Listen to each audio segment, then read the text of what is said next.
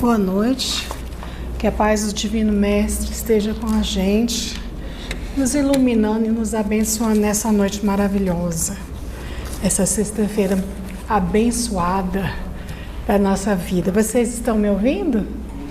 Tá? Então tá bom. É que eu falo baixo, estamos sem microfone, né?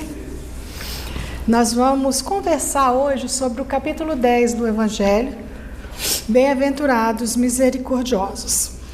Mas antes da gente começar o estudo do Evangelho, nós vamos tentar entender o que foi a mensagem do Cristo, compreendendo um pouquinho aquele período histórico que a gente viveu, né? Naquela época, 2000 anos atrás, em que não tínhamos a maturidade espiritual que temos hoje. Hoje nós estamos acostumados a ler, a ouvir boas mensagens, a ouvir o Evangelho, a ouvir as pessoas, os meios de comunicação. Então, não soa mais, não como soou aos ouvidos daqueles que ouviram a primeira vez. Então, vamos tentar fechar os nossos olhos e pensar na profundidade e no impacto que as palavras do Cristo causaram na humanidade daquele período, de 2000 anos atrás. Porque a gente vivia uma terra num período muito diferente do que a gente vive hoje. E a maldade era algo tão intrínseco e tão natural no ser humano que a vida não tinha valor nenhum, né? Então, nós não tínhamos compreensão dos valores de justiça e qual a diferença entre justiça e vingança, de forma que se roubasse algo meu, um gado meu, ia lá, roubava o gado dele, matava ele e a família dele. Essa era a nossa concepção de justiça, né? Então, éramos assim muito violentos, né? Os romanos que dominavam a Palestina naquela época, eles faziam atrocidades inimagináveis, né? A própria crucificação, que era algo tão natural, né? Qualquer um que fosse chamado de inimigo do Estado era crucificado. E a gente vê hoje nas reportagens, quando se fala de crucificação, a dor terrível que era infligida ao corpo, né? A gente vê os processos de escravidão. As crianças eram escravizadas, os escravos eram cegados para que eles não fugissem, né? Mesmo os mais inteligentes, eles passavam por esse processo. Então era normal o processo de escravidão e as pessoas não tinham direitos nenhum. As nossas concepções de amor não existiam, nós éramos violência, pedra bruta, né? Então nós éramos pedra bruta. Então imagine nós naquele período. Aí veio Moisés e trouxe um pouco de melhoria para que a gente compreendesse um pouco mais a lei de Cristo, né? A lei de Deus. E aí ele nos dá a lei do talião, olho por olho, dente por dente. E a gente olha para ele e fala assim, mas é um absurdo cortar a mão de quem roubou. Mas um absurdo era o que existia antes. Matava a minha família inteira porque eu roubei a ovelha dele, né? Então, a lei de talião foi um progresso para a humanidade. Já representou um progresso. Por quê? Porque ela tentou equilibrar a punição ao nível da falta cometida, né? Ainda era muito dura, ela é ainda muito dura, é uma lei muito dura, né? Mas nós éramos pedras brutas, nós éramos muito embrutecidos, muito violentos, né? E tratávamos com muita naturalidade a maldade, não tínhamos compaixão. Então surge o Cristo, para um povo que era escravizado pelos romanos há mais de 60 anos, né? Que ao passar por qualquer soldado romano tinha que abaixar a cabeça, porque se levantasse os olhos para um soldado romano, ele era punido, porque olhou nos olhos do soldado. Então, a gente observa como que os nossos corações eram duros e embrutecidos. E aí, esse povo massacrado, que passou tantos períodos de escravidão, esperava ardentemente o Messias. E eles acreditavam que o Messias viria para libertá-los do jugo que eles sofriam dos romanos. Então, eles esperavam um rei que viesse e destronasse Roma, e pusesse os romanos para correr e assumisse tudo. Um rei que empunhasse uma espada e lutasse, e desse a glória para que eles pudessem ter suas próprias terras e ser donos de si mesmo. Aí chega Jesus, aquela alma maravilhosa, esplendorosa, que veio realmente trazer a liberdade, mas a liberdade da alma, a liberdade do espírito, não veio trazer a liberdade para o corpo.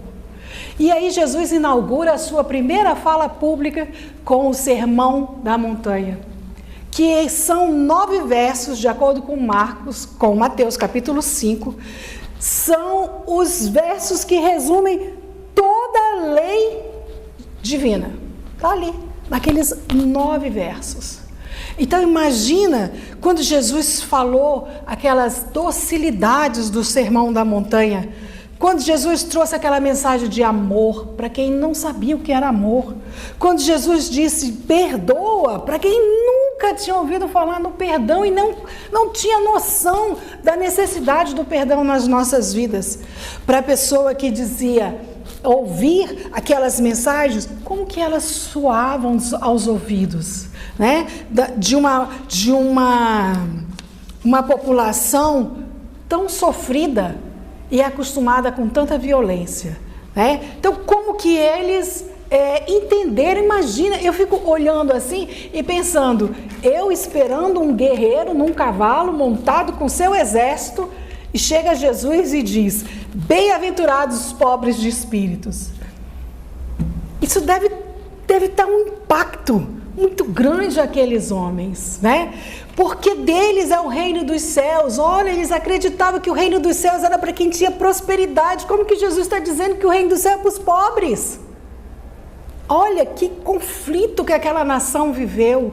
Olha que situação que foi aquele sermão maravilhoso. Bem-aventurados que choram, porque eles serão consolados. O que a gente mais tinha naquela situação era choro e sofrimento, né? Bem-aventurados mansos, porque eles herdarão a terra. Jesus está condenando a violência. Bem-aventurados mansos, porque eles herdarão a terra. Esses 3 primeiros blocos do Sermão da Montanha está nos convidando a olhar para dentro de nós mesmos, reconhecer a nossa humildade, a nossa pequenez, reconhecer que a gente precisa se reconhecer pequeno, se fazer humilde, para que a gente cresça, para que a gente evolua, para que a gente aprenda, né? Então esse primeiro bloco, esses 3 primeiros versos, ele está nos inspirando a reconhecer a nós mesmos, para que a gente possa ascender. Porque enquanto eu não sei quem eu sou e não reconheço a minha pequenez, eu não posso me transformar. Então eu preciso olhar para mim para me transformar, para me reconhecer necessitado de mudanças. Este primeiro bloco das bem-aventuranças significa o encontro do homem consigo mesmo. E aí nós temos o segundo bloco das bem-aventuranças. Bem-aventurados aqueles que têm fome e sede de justiça, porque deles serão fartos. Bem-aventurados misericordiosos, porque alcançarão a misericórdia. Bem-aventurados limpos de coração, porque eles verão a Deus. Esses outros 3 versos do Sermão da Montanha, ele nos convida a olhar para o outro, para o meu próximo. Ele nos convida ao trabalho de amor, ao trabalho de socorro, de perdão, de fazer ao outro o que eu gostaria que fizesse a mim mesmo. É o segundo bloco. No primeiro, eu encontro comigo mesmo. No segundo, eu encontro no outro. Eu me vejo no outro. E nesse processo, eu caminho na escala evolutiva, porque eu aprendi a olhar para mim. Depois eu aprendi a me ver no outro, porque quando eu me coloco no lugar do outro e eu passo pelas dificuldades, eu sei a dor que elas causam. Este é o segundo bloco do Sermão da Montanha. E nós vamos ter o terceiro bloco. Bem-aventurados os pacificadores, porque eles serão chamados filhos de Deus. Bem-aventurados os que sofrem a perseguição por causa da justiça, porque deles é o reino dos céus. Bem-aventurados sois vós, quando vos injuriarem e perseguirem por minha causa. Este terceiro bloco nos convida a olhar para a causa maior, que é a causa do Espírito, e trazer os ensinamentos do Cristo para o mundo. Viver para, com e pelo Cristo. Então esse Sermão da Montanha, que é a fala inaugural do Cristo, nos ensina: olhai para si, reconhecei a si no outro e olhai para a grande causa universal, que é a causa do amor. Leve o amor, fale sobre o amor, discuta com as pessoas a importância de amar, ensine a amar amando, né? Então eu encontro eu comigo mesma, eu com o outro e eu com as esferas grandiosas espirituais. Então imagina o impacto dessas palavras há 2000 anos atrás, onde a gente só vivia num processo de violência. Imagine o que não gerou naqueles corações sofridos estas palavras. Então esse sermão, ele nos convida a esse processo. Então todas as leis ali reunidas, olhe para si mesmo, reconheça-se, reconheça a sua pequenez, reconheça a sua dificuldade, reconheça e trabalhe em si mesmo. Aprenda a se amar, depois olhe para o próximo, veja você no outro, aprenda a amar o próximo. E depois que você já se ama e já ama o próximo, divulgue a causa do Cristo, trabalhe pelo Cristo, viva pelo Cristo. Esse é o caminho da nossa ascensão espiritual. Na noite de hoje, nós vamos discutir do segundo bloco, o quinto verso: bem-aventurados misericordiosos, porque eles alcançarão misericórdia. Esse quinto verso do segundo bloco é o momento que eu tenho que olhar para o outro, né? Você pegar o Evangelho lá, o capítulo 10, todas as discussões apresentadas por Kardec estão falando da misericórdia e do perdão. Então, é a causa principal, é o aprender a amar. E quem ama, perdoa. Quem ama é misericordioso. Mas o que vem a ser misericordioso? Misericordioso é aquele que tem compaixão, que consegue perceber no outro uma pessoa como ele em processo de crescimento moral e espiritual. E que tem momentos que cai e que precisa de ajuda para levantar. Então é aquele que olha para o irmão que está ali naquele processo e estende a mão, porque ele sabe que como ele também pode cair, ele não julga, ele auxilia, né? Este é o misericordioso, ele é solidário, ele tem indulgência, ele tem fraternidade para com o próximo, porque ele reconhece que ele também é sujeito aos erros, às dificuldades, às dores, às misérias alheias, às misérias de todas as ordens. Porque nós estamos num planeta de provas e expiações. E o planeta de provas e expiações, nós passamos por dificuldades. Ou são provas, processo de aprendizado e crescimento do espírito, ou são expiações, que é um processo de resgate junto à lei. Então a gente vai passar ora por momentos bons, horas por momentos difíceis. Porque é esse processo que faz a gente sair do lugar. Porque senão a gente fica ali naquela zona do conforto e não caminha. Então a gente passa por essas dificuldades na vida porque são experiências. Como que o espírito vai ter experiência se ele não passou por nada? Como que ele vai falar da paternidade, da maternidade, de qualquer outro assunto se ele não viveu aquilo? Se ele não conheceu aquilo? Como que eu vou ensinar uma pessoa a nadar se eu nunca entrei numa piscina para nadar? Então eu preciso, isso faz parte do meu processo de crescimento.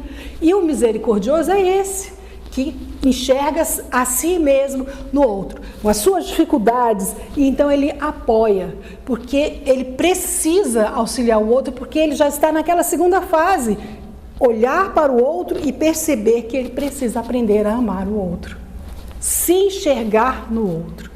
E Jesus, lá no sermão, ele diz: bem-aventurados os misericordiosos, porque obterão misericórdia. O que é isso? Ele está fazendo uma promessa.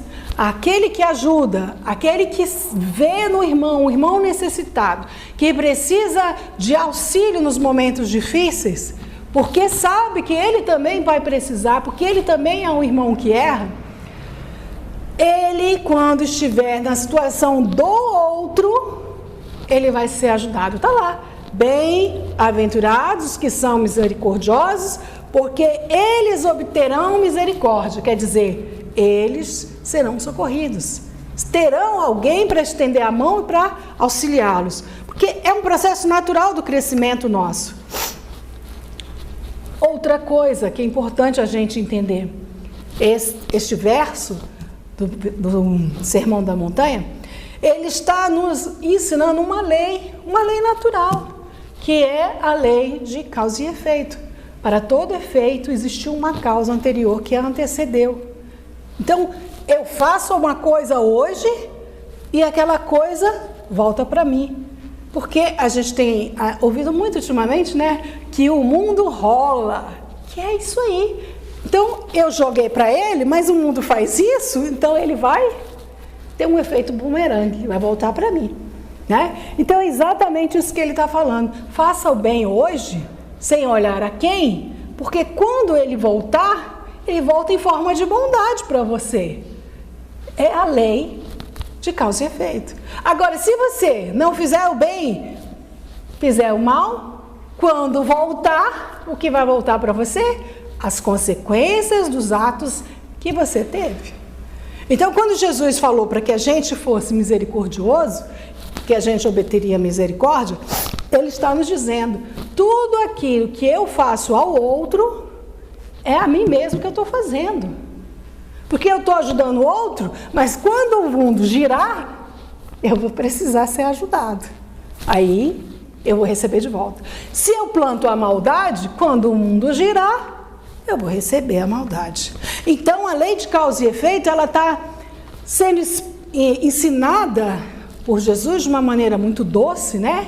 Ensinando a misericórdia, ensinando o amor. E aí ele nos diz que Deus, ele é misericordioso o tempo todo. Nos diz Emmanuel que Deus é muito mais misericordioso conosco do que aplicando a lei. Por quê? Porque ele sabe que nós somos muito mais ignorantes que maus. Então ele tem misericórdia.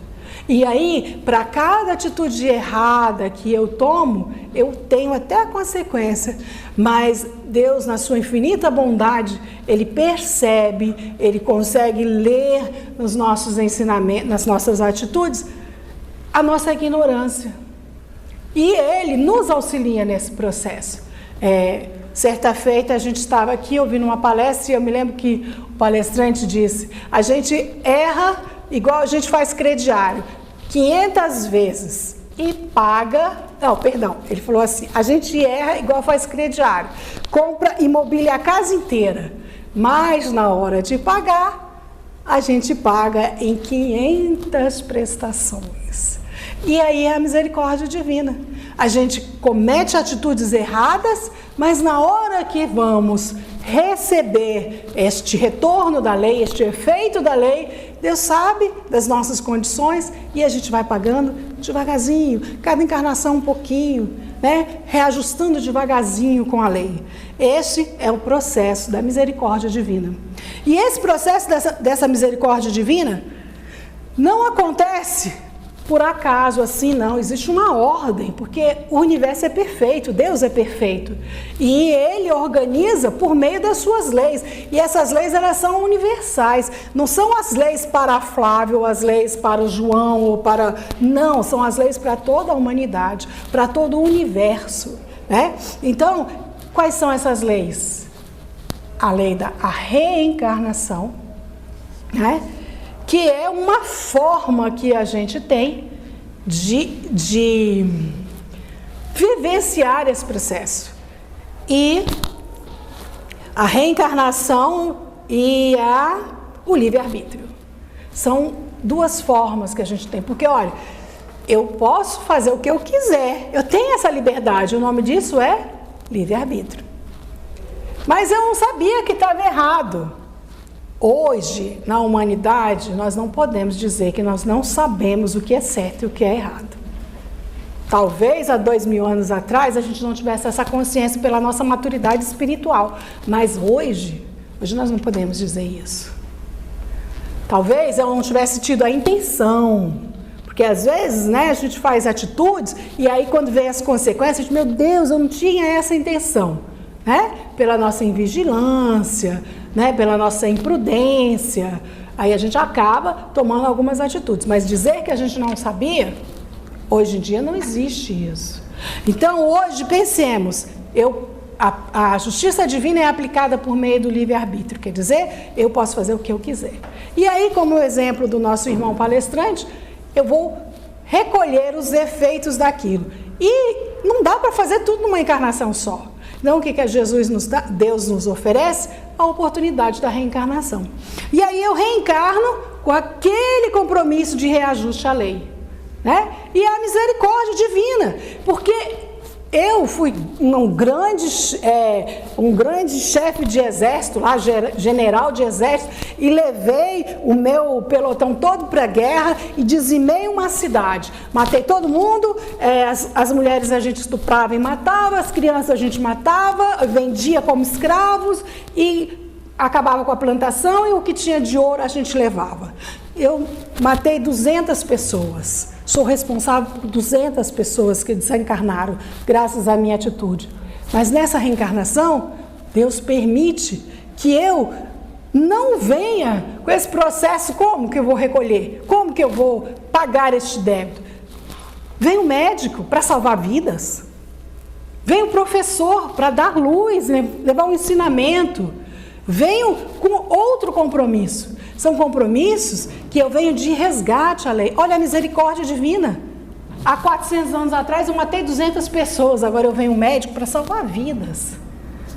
Então esse é o processo da misericórdia divina. E nos dá a oportunidade de recomeçar sempre.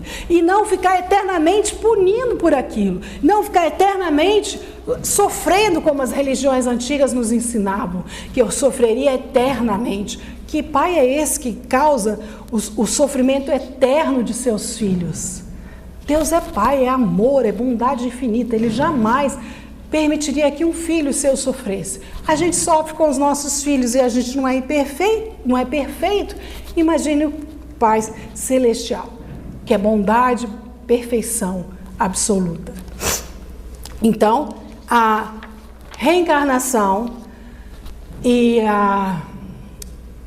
o livre-arbítrio são formas da lei para que a gente viva esse processo de misericórdia divina. Mas quando a gente fala de misericórdia, a gente não pode esquecer que a misericórdia também está relacionado à caridade.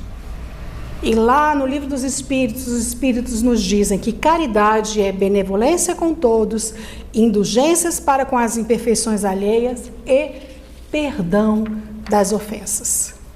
Lembra lá do nosso segundo bloco das bem-aventuras? O segundo bloco está relacionado ao meu encontro com o outro. É neste processo que eu vou me reencontrar com o outro. Mas eu só me reencontro? Não, eu vou fazer as pazes. Eu vou aprender a amar, porque nós somos todos filhos de Deus e fazemos parte da grande família universal. Então é nesse processo que eu vou aprender a amar. Então eu já consigo compreender que existem leis que regem o universo, que as leis, que existe uma das leis, que é a lei de causa e efeito, para tudo aquilo que eu faço eu recebo em torno. Sei que a misericórdia divina é dada pela reencarnação e pelo livre-arbítrio, e sei que para eu ter a ascensão espiritual prometida por Jesus, eu preciso reencontrar-me comigo mesmo e reencontrar-me com o outro. Então a gente está nesse processo de reencontrar com o outro. E reencontrar com o outro é aprender a amar o outro. Não tem como eu aprender a amar o outro se eu não aprender a perdoar. Se eu não aprender a olhar para o outro e ver que o outro errou para comigo, mas que eu também posso estar no lugar dele e ter feito a mesma coisa. E fazer a mesma coisa. Então, o perdão das ofensas é o principal objetivo desse segundo bloco. Em todos os ensinamentos do Cristo, ele vai exaltar a importância do perdão. Quando ele fala com Pedro, perdoai não 7, mas 70 vezes 7. Amai o vosso próximo como a ti mesmo. Quer dizer, você é a medida de amor para o outro. Então ame o outro como você quer que ame. Fazei ao próximo o que você gostaria que fizesse a ti mesmo. Embainha a tua espada, porque quem com a espada fere, com a espada será ferido. Então Jesus está nos dizendo o tempo inteiro que neste processo nós precisamos aprender a perdoar, aprender a olhar para o próximo e ver no próximo um irmão como nós mesmos, necessitados de socorro, necessitados de auxílio, necessitados de amparo, de misericórdia, Mas e o perdão é tão difícil, é tão doloroso, porque nos foi ensinado que perdoar é esquecer. E a gente tem uma dificuldade muito grande de esquecer. E tem dores que nos causam ferimentos profundos na alma. Como que eu vou esquecer isso? E aí Emmanuel vem nos dizer, esquecer é algo das almas evoluídas. Ainda não é o nosso processo. É algo das almas evoluídas.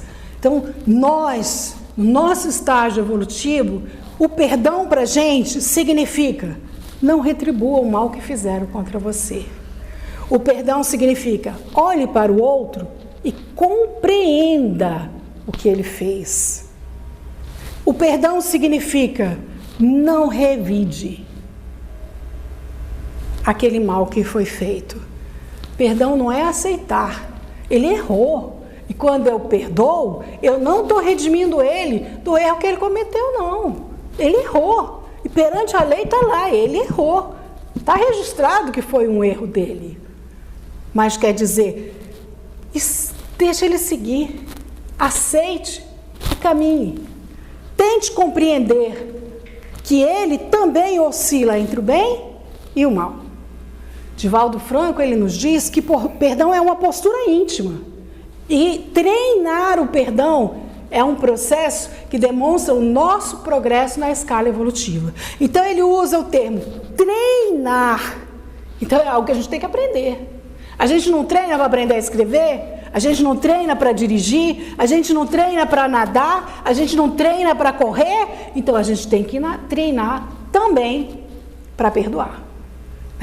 Mas é muito difícil, aquele negócio fica na minha cabeça. Então a gente tem que aprender a desvencilhar os pensamentos. Por isso que as pessoas dizem que é esquecer, porque cada vez que eu retomo o meu pensamento naquela situação, eu revivo. Tem uma música que diz recordar é viver? Então cada vez que eu recordo, eu me transporto para aquela situação e vivo aquela dor novamente. Então é isso que Divaldo nos ensina. Tente romper este ciclo de reviver, porque quando você revive, você sofre. Então tente romper esse ciclo. Tente não recriar este processo. Tente não revivenciar aquela situação. É isso que ele nos convida, para que a gente possa ir aos poucos aprendendo a não ter mais raiva, não ter mais mágoa e não sofrer naquela situação. Então ele fala, é um processo de treinamento. Treinemos hoje eu vou treinar. Amanhã é amanhã. Eu vou treinar hoje, eu vou treinar agora. Vou tentar hoje, eu vou tentar agora. Já não estou mais revidando, já é um processo. E já não estou mais revivendo aquele processo, porque eu consegui ir treinando, eu vou vivenciando. E eu vou vencendo. E isso demonstra a minha capacidade de ir aprendendo, de ir crescendo espiritualmente. E aí ele nos diz, se você não perdoa, e se você fica naquele processo de reviver as mágoas, as dores passadas, você vai criando processos insalubres para você. Porque cada vez que você vivencia aquela situação, você bombardeia o seu organismo com as mesmas cargas de hormônios da situação que você viveu. Então, seu coração dispara, você dá dor de cabeça, você dá suor, você dá tremedeira, você passa mal do estômago. Por quê? Porque a carga emocional que disparou aqueles hormônios, o seu organismo está disparando. Esses hormônios, eles são excelentes e são maravilhosos, mas eles são para a minha sobrevivência. Se eu disparo eles no meu organismo e não é um processo de sobrevivência, ele está matando células. E aí ele está causando a minha doença. Então, muitas doenças hoje são causadas por esses processos, desse viver, reviver continuadamente essas energias jogadas dentro do meu organismo, né? Elahá, que é um palestrante espírita, ele vai nos dizer que a pessoa que vive constantemente jogando essas energias no organismo, ela está vivendo uma experiência de presente, mas ela está olhando o tempo inteiro para trás. Então ela perde as oportunidades que lhe aparecem na frente, né? Então a pessoa sofreu um processo traumático muito grande. Eu não estou aqui querendo minimizar a dor e o sofrimento, porque não é essa a proposta do Cristo. A proposta do Cristo é uma proposta de compreensão, e esse é um processo de trabalho íntimo que a gente precisa estar fazendo, né? Então ele vai dizer, olha, se você ficar o tempo inteiro remoendo essa mágoa, essa dor, você está olhando o tempo inteiro porque aconteceu ontem, e Deus hoje discutindo um tanto de oportunidades para você que você não está vendo, né? Então é esse o processo. E aí ele vai nos convidar a evitar olhar para o mal, porque o carro que anda para frente iluminando para trás cai no buraco. O farol é na frente, o farol não é atrás. Então a gente precisa deslocar essa relação, né? Sem contar os processos de obsessão que causam. Além das doenças físicas, né? Depressão, câncer e tantas outras, ainda causa processos obsessivos para nós, né? Nesse processo, porque nos liga aquele irmão que cometeu aquele erro com a gente. Agora imagine você ter que reencarnar com o irmão que você odeia. Eu prefiro encarnar com quem eu amo. Então, a gente precisa estar fazendo esse processo de construção, de treinamento, ensinado por Divaldo. Por que é tão difícil perdoar? E aí, Divaldo vem nos falar. Porque nós somos muito imperfeitos, nós somos muito orgulhosos, nós somos muito vaidosos. E nós associamos o perdão às fraquezas, né? A gente acha que quem perdoa é fraco. A gente acha que quem perdoa, aquele que eu perdoei, não vai pagar pelo erro dele. Isso aí não é problema meu. O problema meu é perdoar. O problema dele é se ele aceitou o perdão, é ele com a lei dele. Lá é ele, aqui sou eu. Eu com ele eu vou perdoar. Eu vou trabalhar em mim o perdão. Eu vou treinar em mim o processo do perdão, né? Por que outro motivo que ele nos fala? Colocar no lugar do outro. A gente ainda não consegue se colocar no lugar do outro, aí a gente julga a atitude do outro. e condenam o outro, né? A nossa visão de mundo. A gente ainda tem uma visão muito estreita, né? Acha que a vida é só aqui, a vida é só a vida material, desconhece o processo da reencarnação. Mas eu estudo a reencarnação lá no centro. Eu sei que você estuda, mas você conhece esse processo? Quando as coisas acontecem com você, você consegue entender que isso pode estar relacionado com o seu resgate perante a lei? Então a gente desconhece esse processo, a nossa visão é muito limitada, nós ainda somos muito imaturos espiritualmente. A gente ainda não aprendeu o verdadeiro significado da palavra amor, e aí a gente tem tanta dificuldade de perdoar. Então o Sermão da Montanha, lá no segundo bloco, ele vai nos dizer: aprenda a olhar para o outro, e aprenda a se ver no outro, e principalmente, socorrei o outro, para que você seja socorrido. Ame o outro, perdoe o outro. Perdoar é um processo terapêutico maravilhoso. As pessoas que têm câncer e guardam mágoas, quando elas percebem numa situação que elas podem estar vindo ao desencarne e que elas conseguem trabalhar isso mais rápido, elas conseguem até melhorar. Elas conseguem até produzir a cura, né? E elas passam a ter uma vida mais leve, com menos rancor, com menos raiva, com menos essas energias que promovem tanta dor e tanto sofrimento, né? Então, a gente não pode esquecer que todas as oportunidades que a gente tem nessa vida, a gente já tem para o nosso processo de crescimento. Para que a gente entre em uma dessas situações, eu aprender a olhar para dentro de mim, reconhecer a minha pequenez, eu aprender a me ver no outro e eu aprender a viver pela causa do Cristo. Então esse foi o sermão que inaugurou a vida pública de Jesus.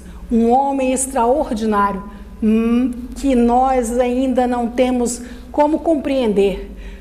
O eco do Sermão da Montanha ainda não tem como vibrar em nossos corações como ele vibrou no coração daquelas pessoas. Ele ainda não reflete, porque a gente não consegue sequer imaginar uma vida como aquela. Porque todos aqueles que fizeram eco no coração se transformaram. Todos aqueles que ouviram essas palavras se transformaram, mudaram as suas vidas. Então, quando a gente ouve o Sermão da Montanha, que é esse sermão maravilhoso, que se nós rasgássemos a Bíblia toda e só ficasse ele, ali tem todos os ensinamentos que a gente precisa para crescer. Este homem maravilhoso que começa a sua vida espiritual, seu processo de evangelização junto à humanidade, que traz esses 9 versos, deixa para nós, nos seus últimos minutos na Terra. Assim conta-nos Humberto de Campos, que ele já não estava mais conseguindo falar, quando abre um clarão no céu e uma multidão de anjos desce e acercam-se da cruz. Parecem anjos que trazem ungüentos para cuidar das feridas do Cristo. Anjos que cantam hinos de louvor ao Cristo. Anjos que aparecem e anotam o nome de todos os responsáveis pela crucificação para os acertos de conta. E Jesus tenta falar. E vem um anjo sozinho, chega perto do Cristo, encosta o seu ouvido na sua boca e ouve Jesus balbuciar e sai disparado. Era o anjo da caridade. E Jesus dizia para ele: vá ao socorro de Judas, que acaba de suicidar-se. Tenhamos todos uma boa noite.